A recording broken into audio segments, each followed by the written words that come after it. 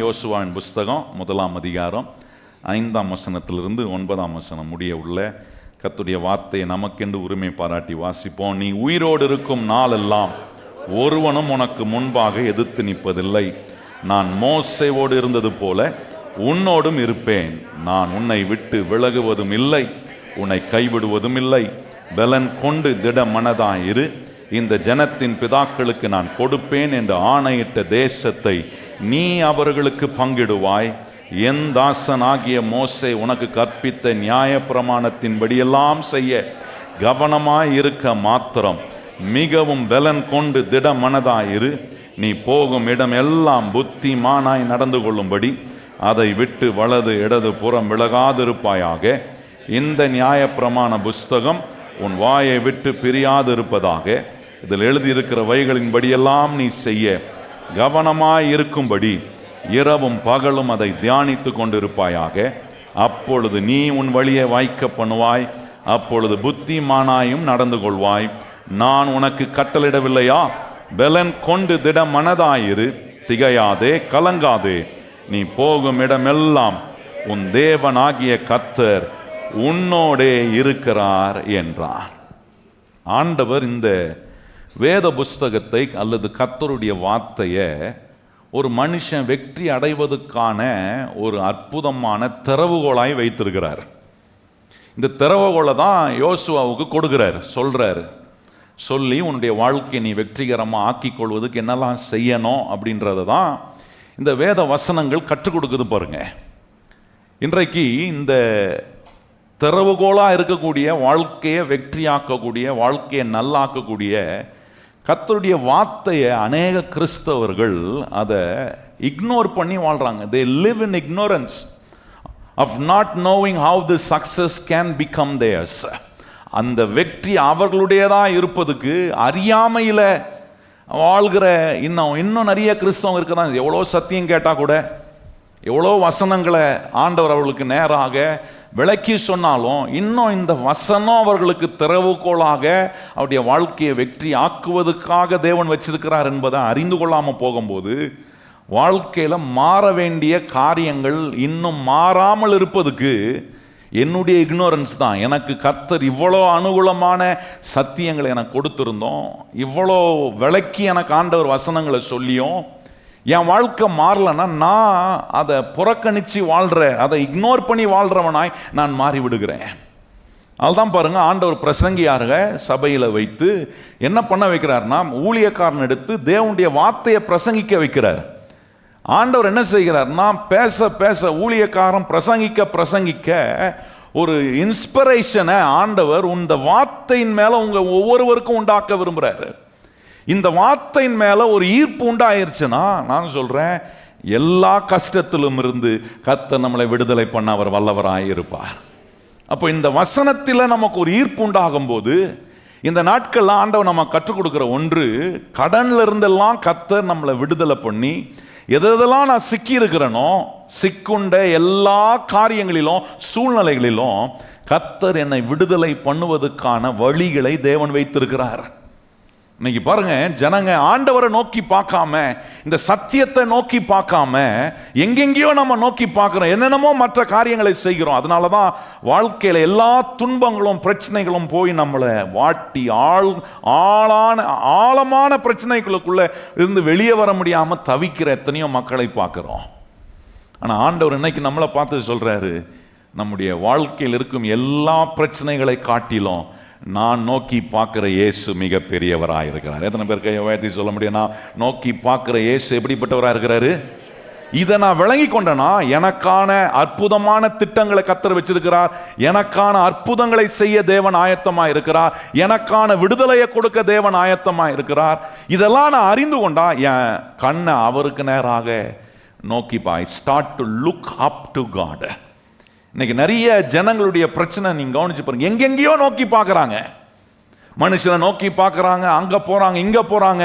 ஆனால் ஆண்டவர் சொல்றார், என்ன நோக்கி பார்ப்பா, என் சத்தியத்தை நீ கொஞ்சம் கண்ணோக்கி பாரு. கண்ணை திறந்து இந்த சத்தியத்தை நீ இக்னோரண்ட்டாக வாழாம நீ இதை வாழ்க்கைக்குள்ள அனுபவிக்கக்கூடிய சத்தியங்களாய் நம்ம மாற்றும் போது ஆண்டவர் சொல்றார், மெய்யான ஒரு அற்புதத்தையும் மெய்யான விடுதலையும் நம்முடைய வாழ்க்கைக்குள்ள அனுபவிக்க முடியும். பாருங்க, இந்த ஆலயத்துக்குள்ள நீங்க வரும்போதெல்லாம் நான் நம்புறேன் கர்த்தர் உங்களை அவரை நோக்கி பார்க்க வைக்கிறார். எத்தனை பேர் கையை உயர்த்தி ஆமேன்னு சொல்ல முடியும்? ஆமென்.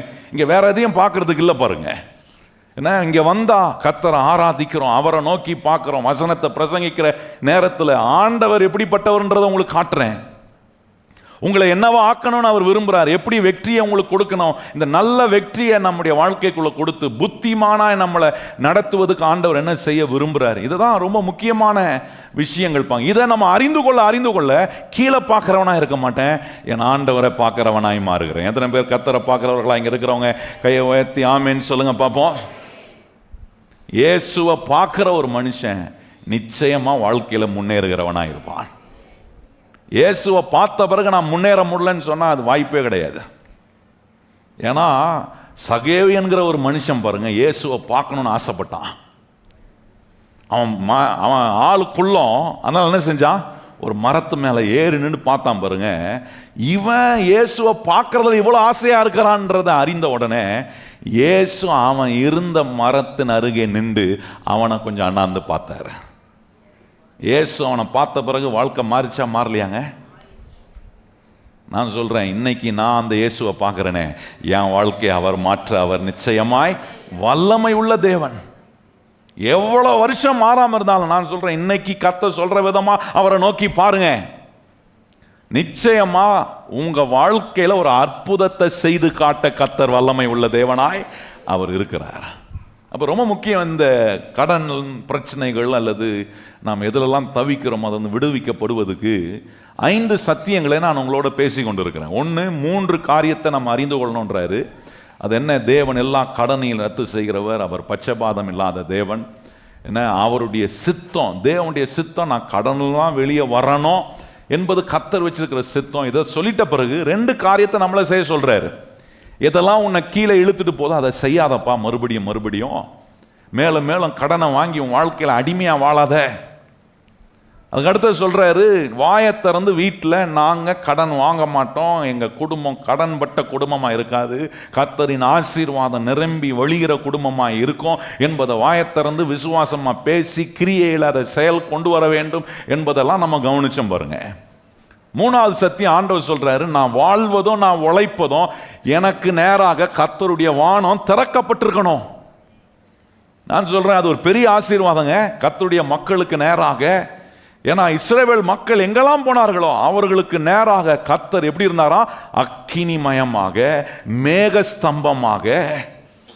என்ன மாதிரி பாருங்க, அவர்களுக்கு நேராக கர்த்தருடைய வானம் திறக்கப்பட்டதுனால யுத்தமே பணம் தெரியாதவங்களை வச்சு ஆண்டவர் எத்தனையோ தேசங்களை சுகந்தரிக்க வச்சு கானானுக்குள்ள கொண்டு போனார். நான் சொல்றேன், இன்னைக்கு அதே தேவன் நமக்கு நேராக வானத்தை திறந்திருக்கிறாரு. நம்மளை கொண்டு போய் சேர்க்க வேண்டிய இடத்துல கரெக்டாக சேர்ப்பார். எத்தனை பேர் நம்புறவங்க கையை உயர்த்தி ஆமேன்னு சொல்லுங்க பார்ப்போம். இதெல்லாம் கவனிச்சோம், எப்படி வானத்தை திறக்க வைக்கிறது. தேவனுடைய ஆசீர்வாதம் பிரமாணம் வேலை செய்யணும். அந்த பிரமாணத்தில் 1 தேவன் வச்சிருக்கிற தசம பாகம் என்கிற பிரமாணம் என்ன வேதனைப்படுத்துவதற்காக கர்த்தர் வைக்கல, என்கிட்ட இருந்து பிடுங்கிறதுக்காக கர்த்தர் வச்ச ஒரு காரியம் இல்லை, என்ன ஆசீர்வதிப்பதற்காக கர்த்தர் வச்சிருக்கிற ஒரு சீரியஸான ஒரு காரியம். இதெல்லாம் நம்ம கவனிச்சோம். 4வது உங்களுக்கு காண்பித்தேன், எப்படி கடனிலிருந்து வெளியே வருவதற்கான வழிந்தோடுதலை ஆண்டவர் உண்டு பண்றாரு. எப்படி வாழ்க்கை முறைகள் மாறும்போது, அதை போன வாரம் உங்களுக்கு சொல்லும்போது சொன்னேன், என்ன ஆண்டவர் எப்படி ஒரு பணப்புழக்கத்தை உண்டாக்குறதுக்கு ஒரு கோல்டன் ரூலை கர்த்தர் நமக்கு முன்பாக வச்சிருக்கிறாரு. உனக்கு என்ன செய்யப்பட வேண்டும் என்று நீ விரும்புகிறாயோ அதையே மற்றவர்களுக்கு என்ன செய்யணுமா செய்யணுன்றாரு பாருங்க. அப்படி செய்வதனால எப்படியெல்லாம் கடனிலிருந்து நம்ம வெளியே வர, எப்படி ஆண்டவர் கடனிலிருந்து வெளியே வருவதற்கான வழிந்தோடுதலை நம்முடைய வாழ்க்கைக்குள்ள உண்டாக்குறார் என்பதெல்லாம் கேட்டோம். கேட்காதவங்க மறுபடியும் போய் கேளுங்க, நம்ம யூடியூப் சேனல்ல இருக்கு. இந்த சத்தியத்தெல்லாம் கேட்டு வாழ்க்கையில் அப்ளை பண்ணுங்க. நான் கடனிலிருந்து வெளியே வருவதற்கான சத்தியத்தை கடவுள் வச்சிருந்தோம், நான் இன்னும் அறியாமையில் நான் வாழ்ந்துக்கிட்டு நான் மேலும் மேலும் கடனை வாங்கிட்டு வாழ்க்கையில் பிரச்சனையை இன்னும் ஆழமா நோண்டி பிரச்சனைக்குள்ள நான் போறவனா இருக்கிறேன்னா, அந்த பிரச்சனையிலிருந்து வெளியே வருவதற்கான வழிகளை கர்த்தர் வச்சிருக்கும் போது அதை கேட்டு அதுல இருந்து நான் ஏறி வர நான் நம்புறேன் கர்த்தருடைய வசனம் நான் ஏறும் படியாக இருக்கிறது. கையை உயர்த்தி ஆமென் சொல்லுங்க. எவ்வளோ ஆழத்தில் இருந்தாலும் இந்த வசனம் உள்ள வந்து இந்த சத்தியம் உள்ள போயிடுச்சுன்னா, இந்த சத்தியத்தை புரிஞ்சு கொண்டீங்கன்னா உங்களுக்கு முன்பாக ஒரு படி இருக்கு. அந்த படியில் நீங்கள் ஏறி மேலே வர முடியும். மேலே மாத்திரம் இல்லை, உங்களை ஆண்டவர் உயர்த்தி வைக்கவும் அவர் வல்லமை உள்ள தேவனாக இருக்கிறார். இன்னைக்கு 5வது சத்தியத்தை நான் உங்களோட பகிர்ந்து கொள்ள விரும்புகிறேன். அது மிக ஆசீர்வாதமான ஒன்று. எந்தெந்த வாழ்க்கையில் என்னென்ன பிரச்சனைகளில் நான் ரொம்ப ஆழமாக சிக்கி இருக்கிறேனோ, ஆழமான பிரச்சனைகள் இருந்து நான் வெளியே வருவதுக்கு ஆண்டவர் சொல்றாரு, நீ ஒரு ஸ்பெஷல் ப்ரேயர் பண்ணணும்ன்றாரு. நல்லா நீங்க build a memorial for you to come out from your depths. என்னுடைய ஜெபம் எப்படி இருக்கணும்னா, தேவன் நினைவு கூறக்கூடிய ஒரு ஜெபமா இருக்கும்னா, நான் சொல்றேன் நிச்சயமா என்ன அந்த கடன்ல இருந்து கர்த்தர் நிச்சயமா என்ன பண்ண முடியும், வெளியே கொண்டு வர முடியும்.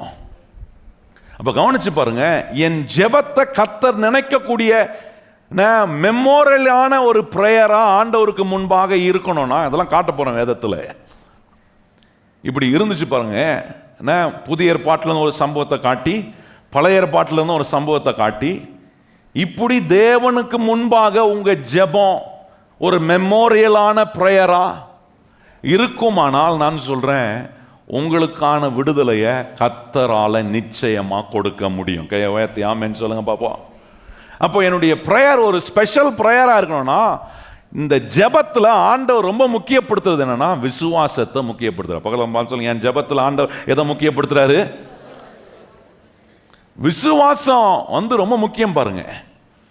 வேதம் ரொம்ப அற்புதமா சொல்லுது. யாக்கோபு 5ஆம் அதிகாரத்துக்கு வாங்க. சில காரியங்களை உங்களுக்கு நான் காண்பித்து இந்த காரியத்தை கொஞ்சம் விளக்கி சொன்னா, ஆண்டவர் நாம் இந்த 5வது சத்தியத்தை விளங்கி கொள்ள தேவன் நமக்கு உதவி செய்ய. யாக்கோபு 5ஆம் அதிகாரம் பாருங்க, 15ஆம் வசனத்துல என்ன சொல்றாரு பாருங்க. அப்பொழுது விசுவாசம் உள்ள ஜெபம், எல்லாம் சொல்லுங்க வாய் திறந்து, எந்த ஜெபம் விடுதலை உண்டாக்கும்? எல்லாம் வாய் திறந்து சொல்லுங்க, எந்த ஜெபம் விடுதலை உண்டாக்கும்? சும்மா ஜெபிக்கிறதும் இருக்கு. கிறிஸ்தவர்களுக்கு இருக்கிற ஒரு என்ன எப்படி சொல்லலாம், ஒரு பிராக்டிஸ், ஒரு ஹேபிட். ஜெபிப்பது கிறிஸ்தவருடைய ஒரு பழக்கம் பாருங்க. ஆனா ஆண்டவர் சொல்றாரு, நீ ஜெபிக்கும் போது உன்னை அறிந்து கொள்ள வேண்டும், விசுவாசம் உள்ள ஜெபம் பிணியாளியை என்ன பண்ணுமா, ரட்சிக்கும். அப்படின்னா விசுவாசம் இருக்கக்கூடிய ஜெபம் வியாதியை சுகமாக்குறது மாத்திரம் இல்ல, சூழ்நிலைகளை மாத்துறது மாத்திரம் இல்ல.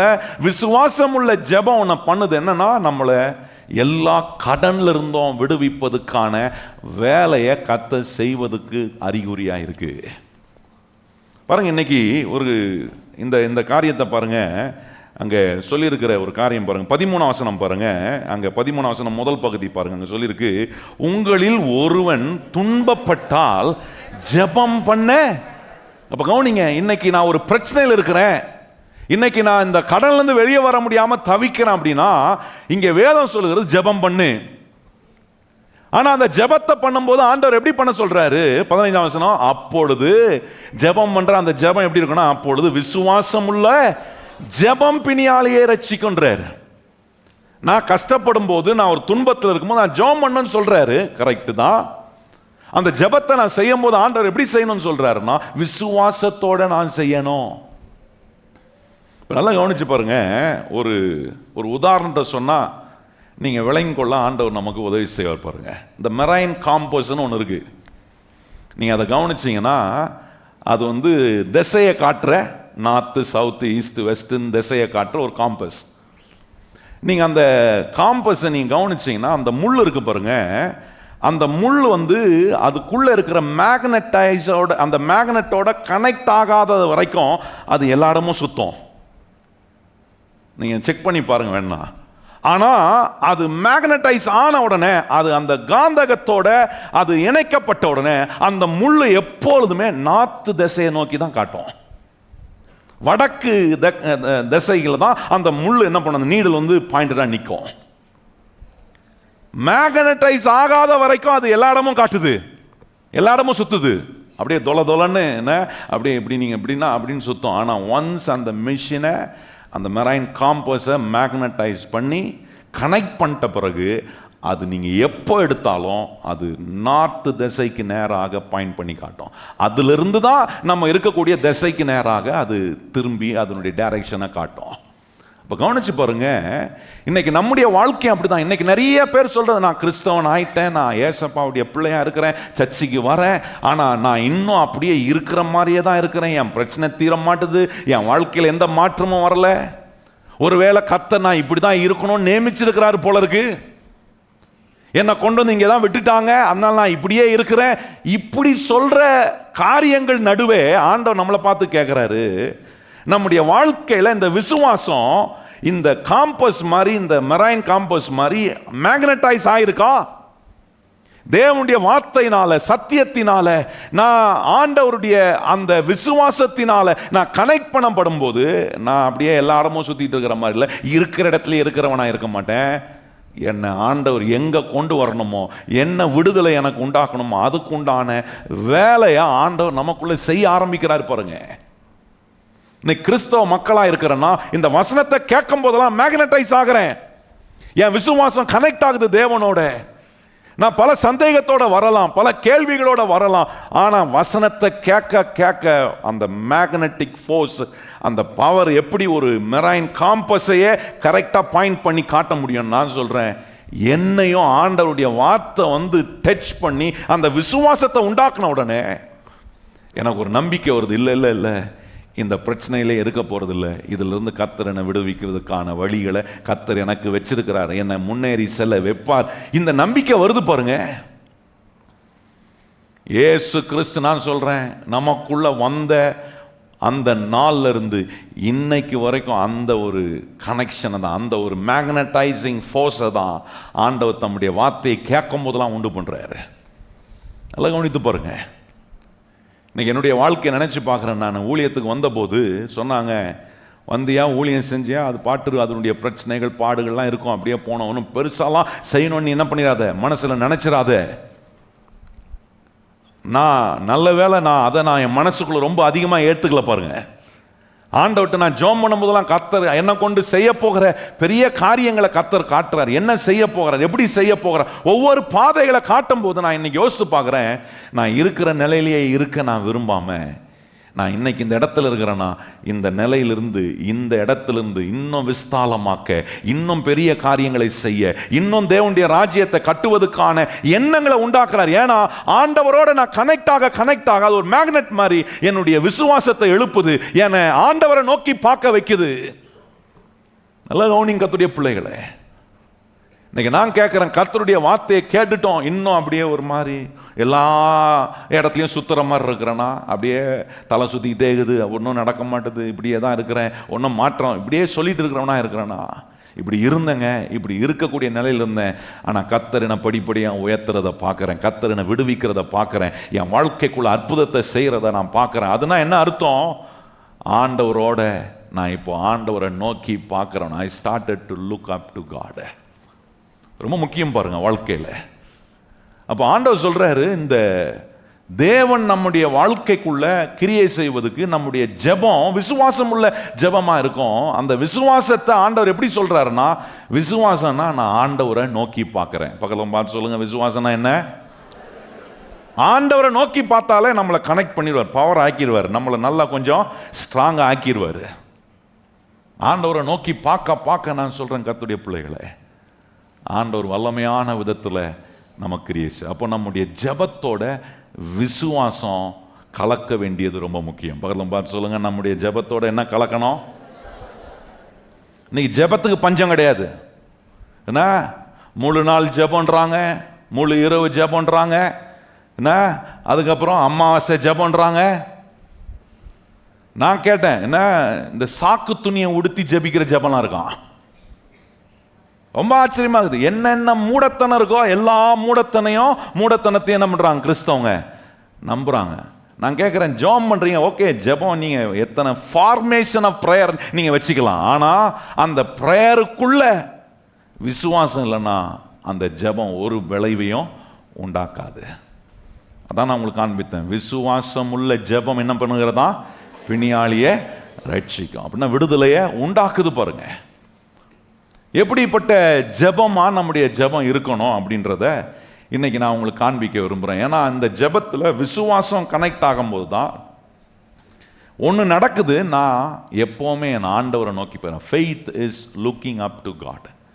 எனக்கு ஒரு நம்பிக்கை இருக்குது. ஏன்னா நான் நம்புகிறேன், நான் நோக்கி பார்க்குற இந்த தேவன் எனக்கு ஒரு விடுதலையை உண்டு பண்ணுகிறவராக இருக்கிறார். 2 சம்பவத்தை நான் உங்களுக்கு காண்பிக்க விரும்புகிறேன். ஒன்று, புதிய ஏற்பாட்டில் அப்போஸ்தலர் நடபடிகள் 10ஆம் அதிகாரம் கொர்நேலியுவை குறித்து ரொம்ப அற்புதமாக அங்கே சொல்லப்பட்டிருக்கு. அவன் ஒரு புறஜாதியாக இருப்பாருங்க. அவன் ஒரு யூதன் அல்ல, அவன் ஒரு புறஜாதியான். ஆனால் அவன் ஆண்டவரை நோக்கி பார்க்குறான், ஜெபிக்கிறான், கர்த்தரை நோக்கி அவனுடைய உள்ளத்துக்குள்ள ஒரு ஜீவனுள்ள தேவனை நம்புற ஒரு உணர்வு அவனுக்கு இருக்கு. அந்த நம்பிக்கை இருக்கு பாருங்க. அவனுடைய இருதயத்தில் இவர்தான் ஜீவன் உள்ள தேவன் என்பதை விசுவாசிக்கிறான். ஆண்டவர் பார்க்கிறாரு, இங்க ஒரு மனுஷன் இருக்கிறான், என்ன நோக்கி பார்க்கிற, என்ன விசுவாசத்தோட நோக்கி பார்க்கிற ஒரு மனுஷன் இருக்கிறான். அப்ப கவனிச்சு பாருங்க, ஆண்டவரை விசுவாசத்தோட நோக்கி பார்க்கிற இந்த ஜீவன் உள்ள தேவன் ஒருவர் இருக்கிறாரு. இந்த தேவன் தான் மெய்யானவர் என்பதை இந்த கொர்நேலியு அறிந்து கொண்ட போது அவன் தேவனை நோக்கி ஜெபம் பண்ணுகிறான் பாருங்க. ஆண்டவர் பார்க்கிறார், இவன் தான் எனக்கு வேண்டிய ஒரு பாத்திரம், இவனை கொண்டு நான் உலகம் முழுவதும் என்னுடைய சுவிசேஷத்தை பரப்புவதற்கு இவனை நான் தெரிந்து கொள்ள போறேன், இவனுக்கு நான் உதவி செய்ய போகிறேன். அதனால ஆண்டவர் என்ன செஞ்சார் பாருங்க, தூதனை கொர்நேலியுவுக்கு நேராக அனுப்புறாரு. நல்லா கவனிங்க, தூதர்கள் நிறைய பேருக்கு தரிசனமாயிருக்கிறாங்க. ஆபிரகாமுக்கு தூதன் தரிசனமாயிருக்கிறாரு, யாக்கோபுக்கு தூதன் தரிசனமாயிருக்கிறாரு. ஏன் கழுதை கூட என்ன தரிசனமாயிருக்கு? ஹலோ, பைபிள் இருக்கா இல்லையா? பேழையாம் ஏறி போன கழுதையை கழுதைக்கு யார் கழுதைக்கு கண்ணு திறந்துச்சு பாருங்க, வாயம் திறந்துருச்சு. யார் இருக்கிறா? உருவின பட்டயத்தோட தூதனை இருக்கிறான் பாருங்க. அதனால தூதனை நான் பார்த்துட்டேன், எனக்கு சொப்னத்தில் தூதர்கள் வந்தார்கள். அதனால நீங்க பெரிய ஆள் கிடையாது. நான் சொல்றது புரியுதா உங்களுக்கு? தூதனை எதுக்கு அனுப்புறாங்க? ஒரு செய்தியை கொடுத்து அனுப்புற ஒரு மெசஞ்சரா தான் வருகிறாங்க பாருங்க. அந்த செய்தியை பெறுகிற ஒரு மனுஷன் எவ்விதமான நிலையில் தன்னை வைத்து கொள்ள வேண்டும், அவன் எப்படிப்பட்டவனாக இருக்கிறான் என்பதை நம்ம காட்டுவதற்காக தான் இந்த சம்பவங்கள் எல்லாம் வேதத்தில் கர்த்தர் வச்சிருக்கிறாரு. இந்த கொர்நேலியுவை குறித்து சொல்லப்பட்டிருக்கிறது, அவனுடைய இருதயத்துக்குள்ள இந்த ஜீவனுள்ள தேவன் இவர் தான் என்பதை அவன் நம்பினதினால இப்போ தேவ தூதன் அவன்கிட்ட சொல்ற காரியங்களை நான் உங்களுக்கு முன்பாக காண்பிக்க விரும்புகிறேன் பாருங்க. 30ஆம் வசனத்தை வாசிப்போமா? 30, 31 அங்கே அப்போஸ்தலர் நடபடிகள் 10ஆம் அதிகாரம் 30, 31 வாசிப்போமா? அதற்கு கொர்நேலியு 4 நாளுக்கு முன்னே இந்நேரத்தில் நான் உபவாசித்து 9ஆம் மணி நேரத்தில் என் வீட்டிலே ஜெபம் பண்ணி கொண்டு இருந்தேன். அப்பொழுது பிரகாசமுள்ள வஸ்திரம் தரித்த மனுஷன் ஒருவன் எனக்கு முன்பாக நின்று, கொர்நேலியுவே உன் ஜெபம், நல்லா கவனிங்க, அங்க சொல்றத பாருங்க. இந்த தூதன் சொல்றான், உன் ஜெபம் கேட்கப்பட்டது. செய்தி அதோட முடியல, தூதன் கொண்டு வந்த செய்தி அதோட முடியல. ஆனா தூதன் அடிஷனல் இன்ஃபர்மேஷன் அங்க உனக்கு கொடுக்குற, அடிஷனல் நியூஸ் சொல்றாரு. என்ன சொல்றாரு? உன் ஜெபம் கேட்கப்பட்டது, நீ விசுவாசம் உள்ளவன் தெரியும், நீ ஜீவன் உள்ள தேவனை நம்புறன்றது தெரியும், நீ அவரை நோக்கி பார்க்கறன்னு தெரியும். அவர் பார்க்கிறாரு, தோ ஒரு மனுஷன் என்னை நோக்கி பார்க்கிறவன் இருக்கிறான், அவனுடைய இருதயத்தில் விசுவாசம் இருக்குன்றத பார்க்கிறாரு. அது மாத்திரம் இல்ல, அவனுடைய இருதயத்துக்குள்ள இருந்த விசுவாசம் என்ன செஞ்சிச்சுன்றதையும் அங்க சொல்றாரு பாருங்க. ஜீவனுள்ள தேவனை நோக்கி பார்த்தவன் மாத்திரம் இல்ல, ஜீவனுள்ள தேவனை நம்பினவன் மாத்திரம் இல்ல, அந்த நம்பின தேவனுடைய அந்த நம்பிக்கை அந்த மனுஷனை என்ன செய்ய வச்சுச்சு பாருங்க. சொல்றாரு, கொர்நேலியுவே உன் ஜெபம் கேட்கப்பட்டது, உன் தான தர்மங்கள் தேவ சந்நிதியில் நினைத்தருள. சொல்றார், உன்னுடைய பிரேயர், உன்னுடைய வேண்டுதல், உன்னுடைய விண்ணப்பம் ஆண்டவருக்கு முன்பாக கேட்கப்பட்டது மாத்திரம் இல்ல, அங்க சொல்றாரு அது நினைத்தருளப்பட்டது. அப்படின்னா it is a memorial prayer before God. இது ரொம்ப முக்கியம் பாருங்க. அவனுடைய ஜெபம் விசுவாசத்தோட. அவனுக்கு ஒன்று தெரிஞ்சிச்சு, நான் தேவனை பிரியப்படுத்துவது வேற எதினாலும் அவரை நான் பிரியப்படுத்த முடியாது, விசுவாசத்தினால மாத்திரம்தான். ஏன்னா தேவன் அட்ராக்ட் ஆகிற ஒன்னே ஒன்று, என் இருதயத்தில் விசுவாசம் இருக்கான்றதை பார்க்குறாரு. பக்கத்தில் பார்த்து சொல்லுங்க, கர்த்தர் உங்க மேல அட்ராக்ட் ஆகிறதுக்கு ஒரே ஒரு காரியம்தான், உங்க இருதயத்தில் என்ன இருக்கணும். நீங்க கெஞ்சி கூத்தாடி, ஆண்டவரே நான் வந்து ஒரு என்ன டவுன் டிய சிலலாம் ஜோம் பண்ணுவாங்க பார்த்தீங்களா, தமிழில் சொல்லுவாங்க என்ன, ஆண்டவரே என்னை தாழ்த்துறது இல்லை, தரமட்டம். ஆண்டவர் சொல்லுவார், உனக்கு மேலே தரமட்டம் தாழ்த்தின நான் வந்திருக்கிறேன் அந்த உலகத்தில், எனக்கு மேலே நீ என்ன பண்ண முடியாது. ஆண்டவர் சொல்லுவார், என்ன எல்லா மகிமையும் என்ன விட்டு கொடுத்து மனு அவதாரம் எடுத்து கீழ்ப்படிந்து மனுஷ சாயலாக மாறி நமக்காக எல்லா மகிமையும் விட்டுட்டு ஒருத்தர் வந்தாரே, அவருக்கு மேலாக நான் என்ன கீழே என்ன வந்து நான் தாழ்த்திட முடியுமா? ஆண்டவர் சொல்றாரு, அதெல்லாம் நீ சொல்றதுனால நான் ஒன்றும் பிரியமாக போறதில்லை. உங்க இருதயத்தில் விசுவாசம் இருக்கா? பக்கத்தில் பார்த்து சொல்லுங்க, உங்க இருதயத்தில், உங்க இருதயத்தில் என்ன இருக்குன்னு உங்களுக்கும் தெரியும், ஆண்டவருக்கும் தெரியும். ஜோம் பண்ணும்போதே ஒன்று நம்பிக்கை இல்லாமலே ஜோம் பண்ணுவாங்க சிலர், பார்த்துருக்கீங்களா? ஜோம் பண்ணுவாங்க, ஆண்டவரே கேட்டால் கேளும், செஞ்சால் செய்யும், நான் ஜோம் பண்ணுறேன் ஆண்டவரே, ஜோம் பண்ணோம் அதனால ஜோம் பண்ணுறேன். அப்படி இல்லை, இவன் ஜோம் பண்ணும் தெரியுது, இவர் ஜீவன் உள்ள தேவன், இவர் தான், இந்த தேவன் தான் ஜீவன் உள்ள தேவன், இவர் மேலே என் இருதயத்தை நம்பிக்கையாக நான் வைக்கிறேன், இவரை நோக்கி பார்க்குறேன். ஒரு புறஜாதியாங்க, யோசித்து பாருங்க, என்ன நம்பிக்கை அவனுக்கு, எவ்வளோ பெரிய நம்பிக்கை அவனுக்குள்ள உண்டாகி இயேசுவை நம்புறவனா அவன் இருந்ததுனால தான். நீங்க கவனிச்சு பாருங்க, அவனுடைய இருதயம் இயேசுவின் மேல நம்பிக்கை உள்ளதா இருந்துச்சு, அவன் இயேசுவை நோக்கி பார்க்கிறவனா மாறினான். ஆண்டவர் சொல்றாரு, அவனுக்கு ஒரு செய்தியை கொடுத்து அனுப்புறாரு, நீ என்னை நோக்கி பார்த்து உன் இருதயத்தில் விசுவாசம் இருந்ததுனால உன்னுடைய ஜெபம் கேட்கப்பட்டது மாத்திரம் இல்லப்பா, உன்னுடைய ஜெபம் எனக்கு முன்பாக ஒரு நினைவாக நினைத்தருளப்படுகிற ஒரு மெமோரியலாக, உன் ஜெபம் எனக்கு முன்பாக பிரிசர்வ் பண்ணப்பட்ட காக்கப்பட்ட ஜெபமாய் இருக்கின்றாரு. இப்படி ஜெபிக்கிற ஒரு மனுஷனுக்கு, இப்படி அவனுடைய ஜெபத்தை அங்கீகரிக்கிற ஒரு தேவன் அவனுடைய ஜெபத்துக்கு பிரதி உத்தரம் கொடுக்கும் போது நான் சொல்றேன், அந்த மனுஷனுக்கு நிச்சயமாய் விடுதலையை கர்த்தர் கட்டளையிட வல்லமை உள்ள தேவனா இருக்கிறார். பாருங்க, இந்த மனுஷனுடைய இருதயத்தில் விசுவாசம் இருந்ததுனால தான் அங்க சொல்லி இருக்கிறது, அவன் தானம் தர்மம் பண்ணுகிறவனா இருந்தானா, கொடுக்கிறவனா இருந்தான். பாருங்க, ஏன்னா அது ரொம்ப முக்கியமானது. இந்த கிவிங் வந்து மனுஷனுடைய வாழ்க்கையில வாழ்ற கடைசி நாள் வரைக்கும் இருக்கணும். இது வந்து மனுஷனுடைய வாழ்க்கையில ஆண்டவர் வச்சிருக்கிற ஒரு ஸ்பாபத்தில் ஏங்க வேண்டிய ஒரு காரியம். ஆனா இந்த விசுவாசம் உள்ள வரும்போது அதை ரொம்ப சுதந்திரமா, ரொம்ப மனதார கர்த்தர் மேல் உள்ள விசுவாசத்துல நான் கொடுக்கக்கூடாது. தானம் தர்மம் பண்றான் பாருங்க. இருதயத்துல விசுவாசம் இல்லாம தானம் தர்மம் பண்ண முடியாது.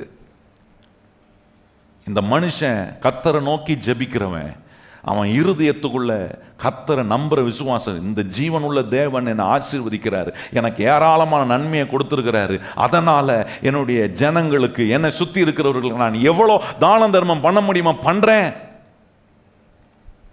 ஆண்டவர் பார்க்கிற இந்த விசுவாசம் அவனை கொடுக்க வைக்குது. இந்த விசுவாசம் தேவன் மேல அவனை நோக்கி பார்க்க வைக்குது. இதெல்லாம் பாருங்க, இப்படி ஒரு மனுஷன், உங்க ஜெபம் இப்படி கேட்கப்படுகிற ஒரு ஜெபமா இருக்கும்னா உங்க இருதயத்தில் விசுவாசம் இருக்கும். இருதயம் உள்ள விசுவாசம் என்ன செய்யணும்னா எல்லா காரியங்களுக்கும் கொடுக்கக்கூடிய, தானம் தர்மம் பண்ணக்கூடிய காரியங்களுக்கு கொடுக்கக்கூடிய இருதயமா இருக்கும். இப்படிப்பட்ட ஒரு ஜெபத்தை கர்த்தர் சொல்றாரு, நான் கேட்கறது மாத்திரம் இல்லை, அதை ப்ரிசர்வ் பண்றேன், அதை எனக்கு முன்பாக மெமோரியலான ஒன்றா வைக்கிறேன். இப்போ நான் இங்கே நம்ம ஒரு காரியத்தை கவனிக்கிறோம், என் ஜெபத்தில் விசுவாசம் இருக்குன்னா அது என்னையே முற்றுமா மாற்றுது. பாருங்க, என்னுடைய அவுட்லுக்கே மாற்றுது, என்னுடைய ஆன கிரியைகளே மாற்றுது. என் வாழ்க்கையில் எது பிரதானன்றது எனக்கு கற்றுக் கொடுக்கிறார் ஆண்டவர். எதை நான் செய்யணும், எப்போ செய்யணும், என் தேவன் மேல் நான் விசுவாசமா, நான் விசுவாசத்து வாழ்றவனா இருக்கும்போது நான் தேவனை போலவே சிந்திக்கிறேன். ஏன்னா நான் அவரை நோக்கி பார்க்குறேன். விசுவாசன்றது அதுதான். ஆண்டவரே, உம்மை நம்புறதுனால என் கண்ணை நான் உமக்கு நேராக நான் ஏறெடுக்கிறேன், நான் என் கையை உமக்கு நேராக உயர்த்துறேன். இந்த ஜெபம் ஒரு மனுஷனுடைய வாழ்க்கையில் எல்லா அற்புதத்தையும், விடுதலையும், ஆசீர்வாதத்தையும் நிச்சயமாக கொண்டு வரும். தேவதூதன் சொல்கிறான், உன் ஜெபம் கேட்கப்பட்டது, நீ பண்ண தான தர்மங்கள் எல்லாம் தேவன் நினைத்தருளுகிற ஒன்றாக இருக்கிறது. It is been a memorial prayer in the eyes of God. கொர்நேலுடைய ஜெபம் ஆண்டவர் எப்படி பார்க்கிறார்னா, நினைத்தருளப்படுகிற ஜெபமா பார்க்கிறார். நான் கேட்கிறேன், இன்னைக்கு நம்முடைய ஜெபத்தை கர்த்தர் நினைத்தருளுகிற ஜெபமா பார்ப்பார்னா, நான் சொல்றேன், நீங்க எவ்வளவு பெரிய ஆழமான பிரச்சனை இருந்தாலும் உங்களை விடுவிக்க அவர் வல்லமை உள்ள தேவன் என்பதை நிரூபித்து காட்டுவார். நிச்சயமா அப்படிப்பட்ட ஒரு அற்புதத்தை கர்த்தரால செய்ய முடியும். பக்கத்தில் பார்த்து சொல்லுங்க, உங்களுக்கு கர்த்தரால அற்புதம் செய்ய முடியும். உங்க ஜெபம் விசுவாசம் உள்ள ஜெபமா இருக்கா? விசுவாசம் உள்ள ஜெபம் போது நான் வெறும் ஆண்டவரை நோக்கி பார்க்கறது மாத்திரம் இல்லை, விசுவாசம் உள்ள ஜெபம் உள்ள ஒரு விசுவாசம் உள்ள ஒரு மனுஷன் கொடுக்கிறவனாகவும் இருப்பான், தானம் தர்மம் பண்றவனா இருப்பான். எவ்வளவு அற்புதமான கிரியைகளை காட்டுறாரு பாருங்க. அதனால ஆண்டவர் சொல்ற, இவனுடைய ஜெபம் ஆண்டவருக்கு முன்பாக நினைத்தருளப்பட்டதா. இன்னொரு ஜெபத்தை உங்களுக்கு காண்பிக்கிறேன் பாருங்க. 1 சாமுவேல்ல அன்னாளை குறித்து சொல்லப்பட்டிருக்கு. அன்னாளுடைய வாழ்க்கையில கவனிச்சு பாருங்க. அவள் ஒவ்வொரு நாளும் தூங்க முடியாம வேதனை நிமித்தமாக, ஒரு பிள்ளை இல்லையே, அந்த பிள்ளை இல்லாதது நீங்க அந்த காலத்துல இந்த காலத்துலயும் இருக்கு, அந்த காலத்துல ரொம்ப மோசமா இருந்துச்சு, இந்த காலத்துல கொஞ்சமா டீசென்ட் நடந்துப்பாங்கன்னு நம்புறேன். ஆனா அந்த காலத்துல அப்படி இல்லை. பிள்ளை இல்லைன்னா அவர்களை சமுதாயத்தோட ஒதுக்கிடுவாங்க. they are not fit to live among people அப்படின்ற ஒரு காரியம் இருந்துச்சு பாருங்க. அதனால அது ரொம்ப பெரிய அவமானம். அதான் ஆண்டவர் ஆபிரகாமை அழைச்சு கொண்டு வந்த போது அவன் கேட்காமலே ஆண்டவர் சொல்ற, உனக்கு ஒரு சந்ததியை நான் கொடுப்பேன் அப்படின்னு. ஏன்னா ஆண்டவர் தெரிது சமுதாயத்துல மதிப்பு மரியாதையோட வாழ்றதுக்கு என்னெல்லாம் வேணும் என்பதை அறிந்து ஆண்டவர் என்ன மாதிரி ஆசீர்வாதங்களை ஆபிரகாம் கொடுக்கிறார். அப்போ இந்த அன்னாள்ன்ற சகோதரி ஒவ்வொரு நாளும் சாப்பிட முடியல, தூங்க முடியல, வேதனை, உள்ளுக்குள்ள வேதனை, ஆழமான பிரச்சனை. இது எப்போ தீரும், இந்த பிரச்சனை எனக்கு எப்போ மாறும், எனக்கு ஒரு பிள்ளை எப்போ கிடைக்கும், இந்த மலடி என்கிற நிலை போய் எனக்கு ஒரு ஆசீர்வாதம் உண்டாக எனக்கு எப்போ இந்த மாற்றங்கள் வரும் என்று ஒவ்வொரு நாளும் அந்த வேதனைக்குள்ள அவ தவித்து கொண்டிருந்த போது அவ சொல்றா பாருங்க, உங்களில் துன்பப்படுகிறவன் என்ன செய்யப்பட வேண்டும், ஜெபம் பண்ண வேண்டும் என்று யாக்கோபு 3:13 5:13 நம்ம வாசித்தோம் பார்த்தீங்களா. துன்பப்படுகிறோம், when you are afflicted, that's the time you have to pray. அதுதான் இவ செஞ்சா. தான் வாழ்க்கையில துன்பப்படுறா, வேதனைப்படுறா, இந்த காரியம் எனக்கு நடக்க மாட்டுதே, ஒரு மாற்றம் வர மாட்டுதே,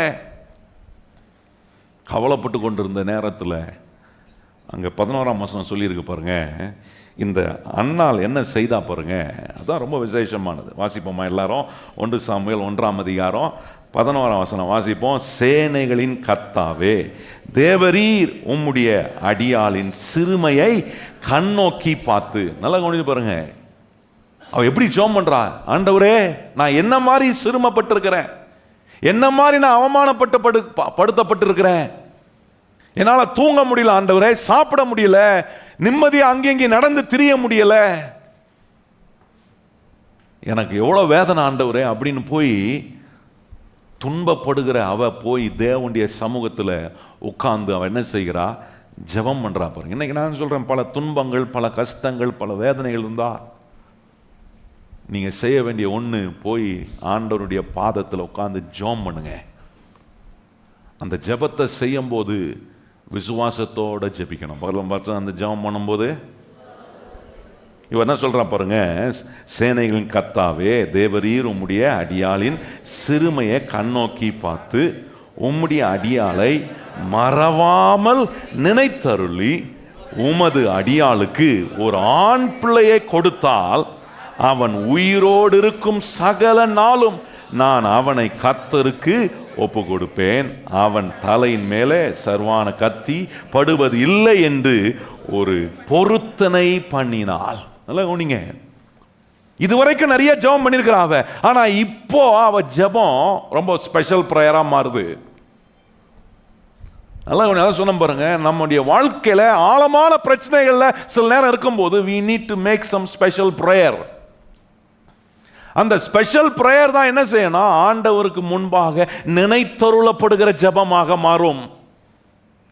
இந்த கொர்நேலியுடைய ஜெபம் நினைத்தருளப்பட்ட ஜெபம் மாறும். ஏன்னா அவன்கிட்ட ஒரு ஸ்பெஷலான கிரியை இருந்துச்சு. விசுவாசம் உடைய கிரியை என்ன பண்ணுச்சுன்னா அவனை தானம் தர்மம் பண்ண வைக்கக்கூடிய, அந்த கொடுக்க வைக்கக்கூடிய கிரியை இருந்ததுனால கர்த்தருடைய பார்வையில் அவனுடைய ஜெபத்தை கர்த்தர் நினைத்தருளுகிறார். இங்கே அன்னாள் அவள் வேதனைப்படுகிறா, பல துன்பங்கள் கஷ்டங்கள் நடுவே நோக்கி ஜெபிக்கும் போது, இதுக்கு முன்னாடி எத்தனையோ முறை போய் தேவனுடைய ஆலயத்தில் கண்ணீரை வீட்டிருப்பா. ஆனால் இப்போ கொஞ்சம் வித்தியாசமாக ஒரு ஸ்பெஷல் ப்ரேயரை பண்ணுறா.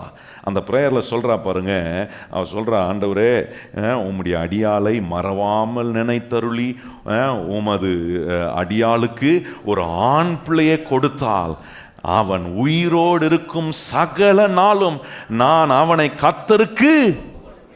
நல்ல கவனிங்கள், இவளுடைய ஜெபம் எப்படி இருக்குன்னா, ஆண்டவரே எனக்கு பிள்ளை இல்லை, நீ ஒரு பிள்ளைய கொடுத்தீர்னா ஆண்டவரே, என்னை ஏசி பேசினவங்க மத்தியில,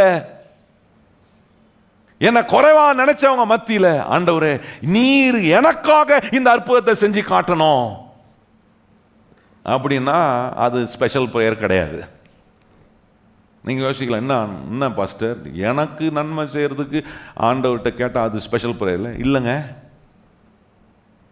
உங்கள் மூலமாக கர்த்தர் மகிமைப்படக்கூடிய ஒரு காரியம் வெளிப்படணும், அதுதான் கர்த்தருக்கு ஸ்பெஷல் ப்ரேயர். ஆமென் சொல்லுங்க. நிறைய பேர் வந்து ஆண்டவர்கிட்ட கேட்பாங்க, ஆண்டவரே எனக்கு ஒரு புத்திர பாக்கியத்தை தாரோம், எனக்கு ஒரு பிள்ளைய தாரோம் என்று கேட்கும்போது ஆண்டவர் கொடுக்குறாரு. கொடுத்த பிறகு பதில் அவங்களே சொல்லிட்டாங்க. கொடுத்த பிறகு வாங்குற வரைக்கும் ஆண்டவர்கிட்ட, ஆண்டவரே எனக்கு நீ தார, ஆண்டவரே உண்மை நம்பி இருக்கிற ஆண்டவரே எனக்கு இந்த அற்புதம் செய்ய ஆண்டவரே. கொடுத்த பிறகு ஆண்டவரை நினைக்கிறது இல்லை. அதனால தான் இவ பாருங்க, வாங்கிறதுக்கு முன்னாடியே ஒரு கொடுக்கும் பொருத்தனையை செய்கிறா. கொர்நேலியும் அதான் செஞ்சான் பாருங்க. அவன் இருதயத்தில் விசுவாசம் வந்த உடனே அவன் தானம் தர்மம் பண்றான். இந்த தேவன் அவன் நம்புறான். இந்த நல்ல தேவன் அவனுக்குள்ள வந்த பிறகு அந்த விசுவாசம் அவனை நல்ல வேலையை செய்ய வைக்குது. இந்த சகோதரிக்குள்ள தேவன் மேல் உள்ள நம்பிக்கை அவளுக்கு வந்த உடனே அவளை வித்தியாசமா ஜெபிக்க வைக்குது. இதுவரைக்கும் அழுது புலம்பிட்டு இருந்தவ, நான் ஆண்டவரை ஏன் அவமானம் போகிறதுக்கு எனக்கு நீர் ஏதாவது செய்ய மாட்டீரா? இன்னைக்கு நிறைய பேருடைய ஜெபம் அப்படிதான், ஏன் ஆண்டவரை நான் அவமானப்பட்டிருக்கிறேன், ஏன் அவமானம் சரியாகிறதுக்கு எதாவது பண்ண மாட்டீரா? ஆண்டவர் கேட்குறாரு, நீ அவமானப்படுறதுக்கு முன்னாடி நான் உன் நிமித்தம் அவமானப்படுறேனே, அதை உனக்கு மனசுல படுதா, உனக்கு கண்ணில் தெரிதா? ஒரு இடத்துல கடனை வாங்கிட்டு கடனை கொடுக்காம இருக்கும்போது, கடனை வாங்குறவன் வீட்டுக்கு வந்து கதவை தட்டும் போது, பக்கத்தில் இருக்கிறவங்களாம் பார்க்கும் போது, இவர் கடன் வாங்கியிருக்கிறாரு, கடன் கொடுக்க மாட்டான்னு தெரியும் போது நம்ம என்ன நினைக்கிறோம், ஐயோ அது எனக்கு பெரிய அசிங்கமா போயிடுச்சுன்னு நினைக்கிறோம். ஆண்டவர் கேட்கிற, நீ அசிங்கப்படுறதுக்கு முன்னாடி உன் நிமித்தமா என் நாமம் அசிங்கப்படுகிறதே, அதை என்னைக்காவது யோசிச்சிருக்கியான்னு கேட்கிறாரு. நல்லா கவனிங்கள், ஆண்டவர் கனவீனப்படக்கூடிய, ஆண்டவர் மகிமைப்பட முடியாத வேலையை நான் செய்யறேனே, அதை செய்யும் போது ஆண்டவர்கிட்ட நான் மனம் திரும்பி, ஆண்டவரே நான் பண்ணது தப்புப்பா, கண்மூடித்தனமா கையை நீட்டி அங்கேயும் நான் காசை வாங்கினது தப்பு, ஆண்டவரே நான் மனம் திரும்புறேன், எனக்கு உதவி செய்யும், உம்மை நோக்கி பார்க்கிறேன், உங்க மேல என் நம்பிக்கையை வைக்கிறேன் ஆண்டவரே, என் ஜெபத்தை நினைத்தருளும் ஆண்டவரே என்று ஜெபிக்கும் போது நான் சொல்றேன், உங்களுக்கு உதவி செய்ய கர்த்தர் உண்மை உள்ளவராக இருக்கிறார். ஏன்னா இப்போ யோசிக்க ஆரம்பிச்சிட்டேன், இது ஏமான பிரச்சனை இல்லை, என்னோட இருக்கிற கர்த்தருக்கு மகிமையை கொண்டு வருவதற்காக. அடுத்த முறை கை நீட்டி காசை வாங்கும் போது, கடனை வாங்கும் போது யோசிக்கிறேன், அடுத்த முறை கடைக்கு போகும்போது காரை எடுத்து நீட்டும் போது யோசிக்கிறேன், இந்த காரியத்தை நான் செய்கிறேனே இது ஆண்டவருக்கு மகிமையை கொண்டு வருமா? இவ யோசிக்கிறா பாருங்க. இந்த அன்னாள் வந்து அவளுக்கு தெரியுது, தேவனுக்கு மகிமையை கொண்டு வர நான் என்ன சொல்லணும்? உங்களுடைய ஜெபத்துல விசுவாசம் இருக்கும்னா நான் சொல்றேன், உங்களுக்கு தேவன் உண்டு பண்ணுகிற விசுவாசம் உங்களை பத்தியதா இருக்காது, அது தேவனை பத்தியதா இருக்கும். தேவனை மகிமைப்படுத்தக்கூடிய காரியத்துக்கு நேராக இருக்கும். என் ஜெபமே மாறும், என்னுடைய ஜெபத்தில் நான் ஆண்டவருக்கு கொடுப்பதே வித்தியாசமா இருக்கும். என்னுடைய விசுவாசம் என்ன என்னவாக்கும்? நான் ஆண்டவரே நீர் இதில் மகிமைப்பட நான் என்ன செய்யணும் ஆண்டவரே? நான் உம்மை நம்புறேன், நான் உம்மை நோக்கி பார்க்குறேன் ஆண்டவரே. பாருங்க, ஒரு நடந்த சாட்சி பாருங்க. ஒரு ஊழியக்கார குடும்பம் கிராமத்தில் போய் பல கிராமங்களுக்குள்ளே போய் ஊழியம் செஞ்சு அவர் சொன்ன சாட்சியை கேட்டபோது எனக்கு ரொம்ப ஆச்சரியமாக இருந்துச்சு. அவருக்கு ரொம்ப நாளாக பிள்ளை இல்லையா, பிள்ளை இல்லாமல் அவர் போய் கிராமங்களில் ஊழியம் செய்வாராம் பாருங்க. அவர் ஜாம் பண்ணுறவங்க அவங்க விடுவிக்கப்பட்டு அவங்களுக்கு சந்ததிலாம் வரும், அவங்க ஆசீர்வாதமாக இருப்பாங்க. இதெல்லாம் அந்த ஊர் மக்கள் பார்த்தது நிமித்தமாக அந்த ஊரில் உட்கார்ந்துட்டு இருக்கிற அந்த தாய்மாரங்கள்லாம் என்ன பண்ணாங்களாம், இவருடைய மனைவி கிட்ட வந்து கேட்டாங்களாம், ஏன் உனக்கு பிள்ளை இல்லையா அப்படின்னு கேட்டாங்களாம். அப்போ இந்த அம்மா சொன்னாங்க, இல்லை இன்னும் கர்த்தர் எங்களுக்கு பிள்ளை கொடுக்கல, ஆனால் கொடுப்பாரு அப்படின்னு சொன்னபோது அந்த ஊரில் இருக்கிற பொம்பளைங்கள்லாம் சேர்ந்து சொன்னாங்களாம், நீ வந்து எங்கள் ஊரில் இருக்கிற எல்லா தெருவையும் 10 முறை சுற்றிட்டு வந்தேன்னு வச்சுக்கோ, அடுத்த வருஷம் உனக்கு பிள்ளை வந்துடும் அப்படின்னாங்களாம். அப்போ இந்த அம்மா சொல்லிச்சான், நான் சுற்றுற 10 முறை இந்த தெருவை சுற்றுறனால எனக்கு ஒரு பிள்ளை கிடைக்கணும், அந்த பிள்ளை எனக்கு தேவையில்லை, நான் நம்புகிறேன் என் இயேசு எனக்கு பிள்ளையை கொடுப்பார் என்பதை நான் விசுவாசிக்கிறேன்.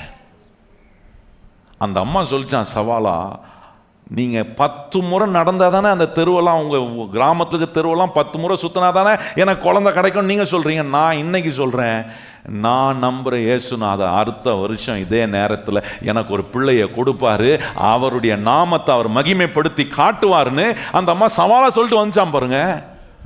அந்த போதகர் சொல்கிறாரு, என் மனைவி என்னைக்கு அந்த வார்த்தையை ஆண்டவருக்கு மகிமையாக சொன்னாலோ அன்னையிலிருந்து கர்த்தர் கிரியை செய்தாரு. அவ சொன்னபடியே அடுத்த வருஷம் என் மனைவி ஒரு பிள்ளையை பெற்றெடுக்க கர்த்தர் எங்களுக்கு உதவி செஞ்சாரு என்று சாட்சி சொன்னாரு.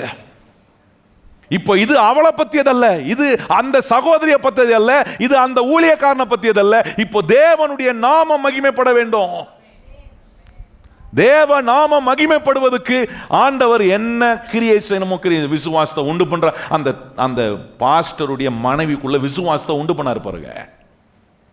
இத்தனை வருஷம் இல்லாத ஒரு விசுவாசம், ஒரு ஸ்பெஷலான விசுவாசம் அவளுக்குள்ள வருது. ஏன் வந்துச்சுன்னா அவங்களுக்கு நேராக சொல்லப்பட்ட காரியம், 10 முறை எங்க ஊரை சுத்தி வந்தா உனக்கு பிள்ளை கிடைச்சிரும் அப்படின்னா, என் ஆண்டவர் அதோட பலவீனமானவரா? என் ஆண்டவர் எனக்கு அற்புதம் செய்ய முடியாதவரா? என்னை தப்பு வைக்க முடியாதவரா? நான் கேட்குறேன் கர்த்தருடைய பிள்ளைகளே, உங்களுடைய விசுவாசம் எப்படிப்பட்டதா இருக்கு? இந்த ஜெபம் பண்ற நான் விசுவாசத்தோட நான் ஆண்டவரை நோக்கி பார்க்கறேன்னா என் விசுவாசம் எப்பவுமே என்னை பத்தியதா இருக்காது, என் தேவனை மகிமைப்படுத்துவதாக தான் இருக்கும். கையை உயர்த்தி சொல்லுங்க, எனக்குள்ள இருக்கிற தேவன் மேல உண்டாகிற விசுவாசம் அது என்ன ஃபோக்கஸ் பண்ணாது, என் ஆண்டவரை ஃபோக்கஸ் பண்ணாது. ஆண்டவருடைய மகிமையை வெளிப்படுத்துவதற்கு ஃபோக்கஸ் பண்ணோம். நல்லா கவனித்து பாருங்க கர்த்தருடைய பிள்ளைகளே, இன்னைக்கு இப்படி ஒரு மனுஷன் வாழணும், இப்படி ஒரு காரியத்தை செய்யும் போது நான் செய்யறது தேவனுக்கு மகிமையை கொண்டு வருமா? நான் ஒரு இடத்துல போய் கை நீட்டி ஒரு காரியத்தை வாங்கும் போது அது தேவனுக்கு மகிமையை கொண்டு வருமா? அது கனவீனத்தை கொண்டு வரும். எனக்கு என்னத்தை கொண்டு வரும்ன்றத செகண்ட் தான் பார்க்கணும். ஃபர்ஸ்ட் எனக்குள்ள இருக்கிற ஆண்டவருக்கு அது மகிமையை கொண்டு வருமா? என் ஆண்டவர் சொல்றாரு, நீ கீழாகாமல் என்னவாய் மேலாவாய், நீ வாளாகாம என்னவா தலையாவாய், நீயோ கடன் வாங்காமல் அநேக ஜாதிகளுக்கு கடன் கொடுப்பா. இதுதான் அவருக்கு மகிமை. இதுக்கு மாறாக நான் வாழும்போது அவருக்கு மகிமை அல்ல. அவருக்கு மகிமை அது கொண்டு வரலனா எனக்குள்ள விசுவாசம் வரல. நான் அவரை உண்மையான விதத்தில் நோக்கி பார்க்கல, நான் அவரிடத்துல காத்தில்ல. நான் அவருக்காக காத்திருந்தா, அவர் மேல் நம்பிக்கை வச்சா எனக்கு தெரியும் எனக்கான அற்புதத்தை கர்த்தர் செய்ய அவர் வல்லமை உள்ள தேவனா இருக்கிறார்.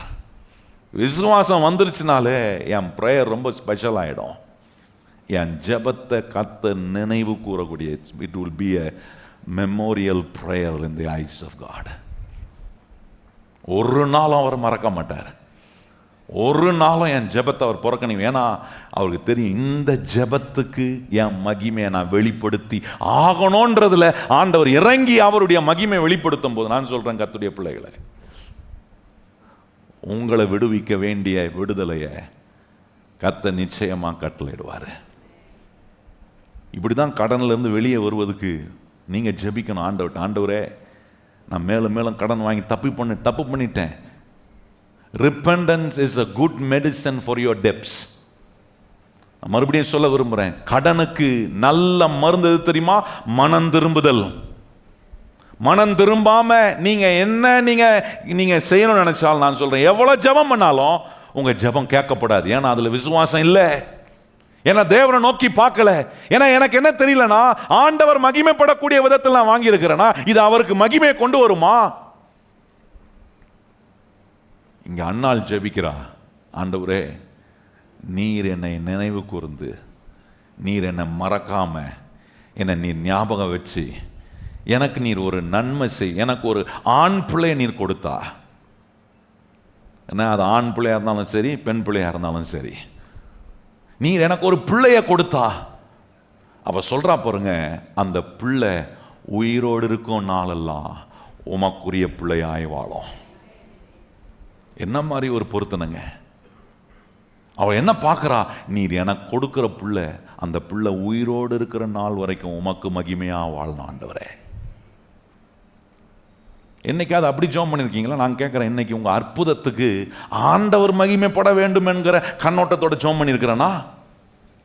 பிள்ளை வேணும்னு காத்து இருக்கிற என்ன பெண்களுக்கு நான் சொல்றேன், கர்த்தர் உங்களுக்கு புத்திர பாக்கியத்தை கொடுப்பதுக்கு எதுக்கு கொடுக்கணும்? ஆண்டவரே இந்த பிள்ளையின் மூலமா நீர் மகிமைப்பட எனக்கு நீர் ஒரு பிள்ளையை தாரோம் அப்படின்னு கேட்கும் போது ஆண்டவர் அதுல ஒரு நோக்கம் இருக்கு. You understand the total plan, total purpose of God.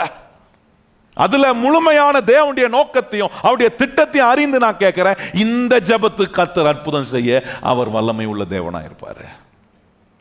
எப்படி கேட்கிறேன், எப்படி ஜெபிக்கிறேன், எப்படிப்பட்ட விசுவாசம் எனக்குள்ள இருக்கு. என் விசுவாசம் கரெக்டுனா அது ஒன்றை காட்டும், அது என்னை பற்றியதாக இருக்காது, அது முழுமையாய் கர்த்தரை சார்ந்ததாய் கர்த்தரை மகிமைப்படுத்தக்கூடிய ஒன்றாக இருக்கும்.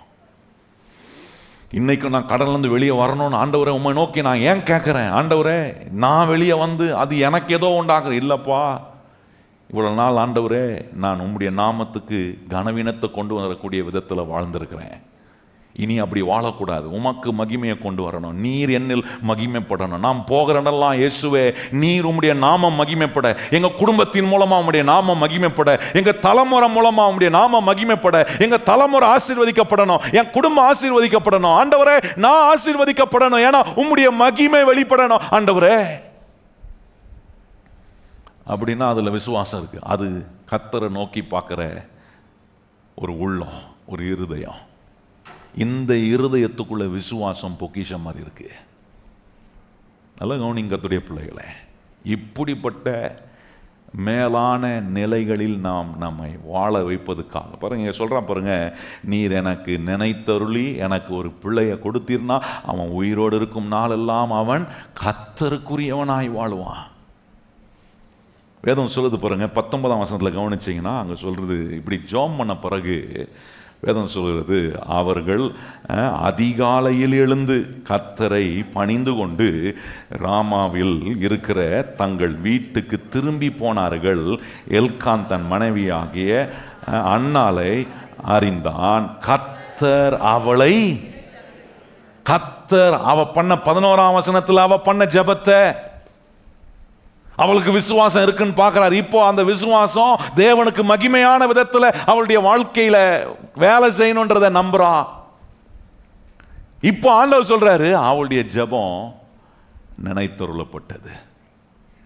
நினைத்தருளப்பட்ட ஜெபம் அங்க பாருங்க. அதுக்கப்புறம் சொல்ற 27ஆம் வசனம் பாருங்க, இந்த பிள்ளைக்காக விண்ணப்பம் பண்ணினேன், நான் கர்த்தரிடத்தில் கேட்ட என் விண்ணப்பத்தின்படி எனக்கு கட்டளையிட்டார். ஆகையால் அவன் கர்த்தருக்கு என்று கேட்கப்பட்டபடினால் அவன் உயிரோடு இருக்கும் சகல நாளும் அவனை கர்த்தருக்கே ஒப்பு கொடுக்கிறேன் என்றால் அவன் அங்கே கர்த்தரை பணிந்து கொண்டான். நல்ல கவனி பாருங்க, அன்னாள் வந்து எதை மகிமைப்படுத்தணும்னு இருதயத்தில் விசுவாசித்து அவருடைய ஜெபம் விசுவாசம் உள்ள ஜெபமாக, ஸ்பெஷல் பிரேயராக, கர்த்தர் நினைத்தருளும் ஜெபமாக, ஒரு மெமோரியலான பிரேயராக மாறின போது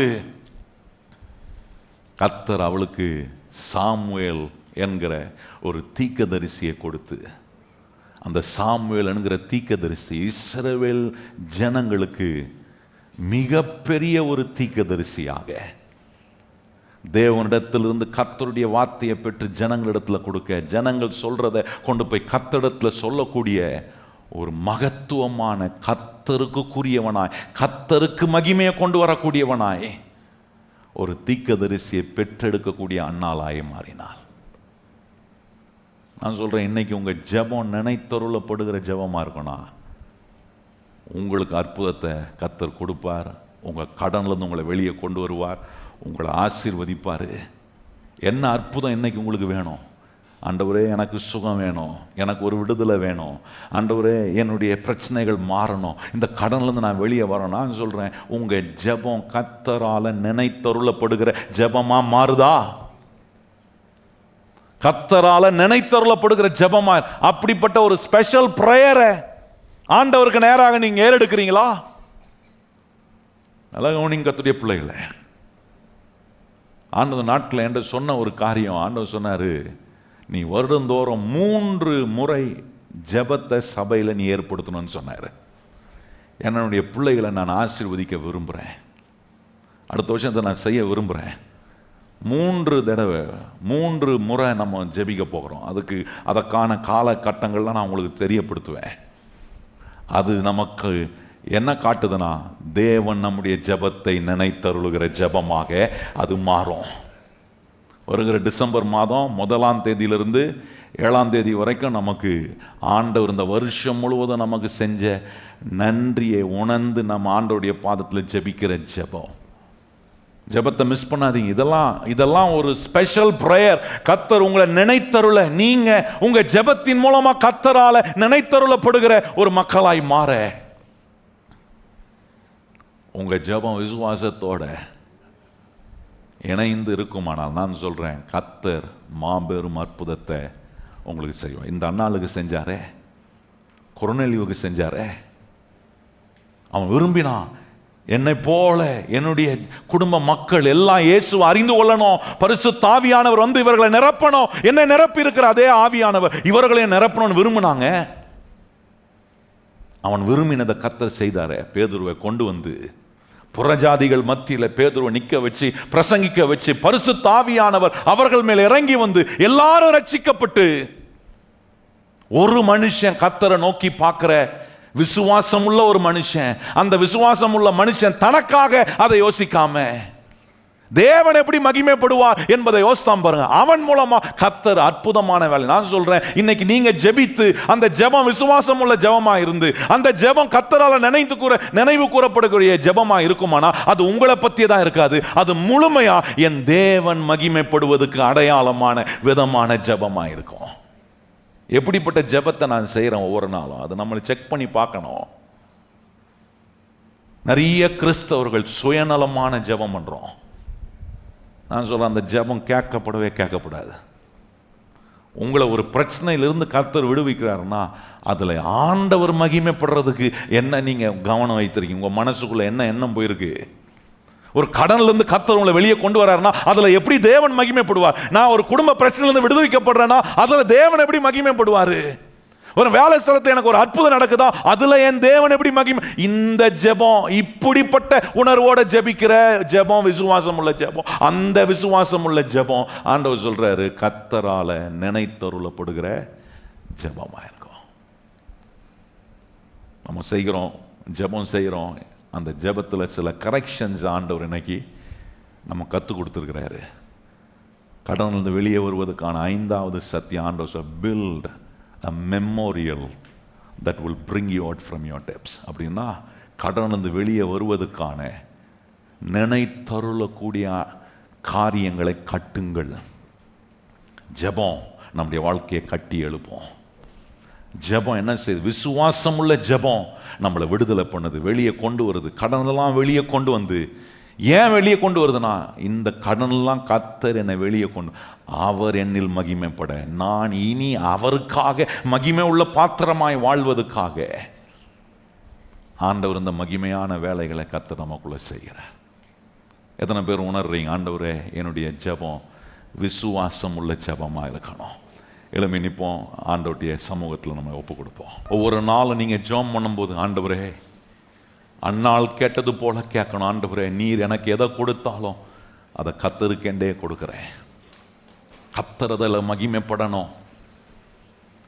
ஒருவேளை இன்றைக்கு உங்களுக்கு ஒரு பிள்ளை வேணும்னா, இன்னைக்கு உங்களுக்கு ஒரு அற்புதம் நடக்கணும்னா ஆண்டவர்கிட்ட சொல்லுங்க, ஆண்டவரே நீர் எனக்கு ஒரு பிள்ளைய கொடுத்தா, நீர் என்னை சுகமாக்கணும், நான் உமக்காக வாழுவேன் ஆண்டவரே. அது தேவன் மகிமைப்படுறாரு. அந்த மகிமைப்படக்கூடிய தேவனுடைய கிரியை உங்க வாழ்க்கையில ஒவ்வொரு சூழ்நிலையிலும் ஒவ்வொரு இடத்திலும் கர்த்தர் நிரூபிப்பார். எத்தனை பேர் கர்த்தருடைய மகிமைப்படுத்துகிற கர்த்தருடைய பிள்ளைங்க கரம் உயர்த்தி வாய்களை திறந்து கர்த்தரை ஸ்தோத்திரம் பண்ணுங்க. ஆண்டவரே என் ஜெபம் இயேசுவை மகிமைப்படுத்தணும். சொல்லுங்க வாயை திறந்து, ஆண்டவரே நீர் கொடுக்கிற ஆசீர்வாதம் இயேசுவை மகிமைப்படுத்தணும். நீர் கொடுக்கிற விடுதலை இயேசுவை மகிமைப்படுத்தணும். நீர் கொடுக்கிற சுகம் இயேசுவை மகிமைப்படுத்தணும். சொல்லுங்க நல்லா வாயை திறந்து, இயேசுவே என் வாழ்க்கை உம்மை மகிமைப்படுத்தணும். உம்மை கனவீனப்படுத்துற எதையும் நான் செய்ய மாட்டேன். இன்னைக்கு அதை ஆண்டவரை நினைத்து நான் மனம் திரும்புறேன். ஆண்டவரே மனம் திரும்புறேன். உம்முடைய ஆசீர்வாதத்தை ஆண்டவரே நான் பெற்றுக்கொள்ள, நீர் என்னில் மகிமைப்பட, இன்றைக்கு நீர் எங்களுக்கு கற்றுக் கொடுத்த இந்த சத்தியங்களை நாங்கள் அப்படியே எங்க வாழ்க்கையில கை கொண்டு, கொர்நேலியுடைய ஜெபம் மாத்திரம் நினைத்தருளப்படுகிற ஜெபம் அல்ல, அன்னாளுடைய ஜெபம் மாத்திரம் நினைத்தருளப்படுகிற ஜெபம் அல்ல, இன்றைக்கு இங்கே நிற்கிற எங்கள் ஒவ்வொருடைய ஜெபத்தையும் கர்த்தர் நீர் நினைத்தருளுகிறதுக்காக கைத்தட்டி ஆண்டவருக்கு நன்றி சொல்லுவோம். ஆண்டவரே இன்று முதல் எங்க ஜெபத்தெல்லாம் நீர் நினைத்தருளுகிறதுக்காக ஸ்தோத்திரம். ஆண்டவரே ஸ்தோத்திரம், ஸ்தோத்திரம் அப்பா. அற்புதமா எங்களை தொடர்ந்து வழி நடத்தும். எல்லா கன மகிமை துதி உமக்கே தருகிறோம். இயேசுவின் நாமத்தில் ஜெபிக்கிறோம் எங்கள் நல்ல பிதாவே, ஆமென். இப்பொழுது நம்முடைய கர்த்தராகிய இயேசு கிறிஸ்துவினுடைய கிருபையும் பிதாவாகிய தேவனுடைய அன்பும் பரிசுத்த ஆவியானவருடைய அந்யோன்ய ஐக்கியமும் இன்றும் என்றும் சதா காலங்களும் நம் அனைவருடன் நிலைத்திருப்பதாக.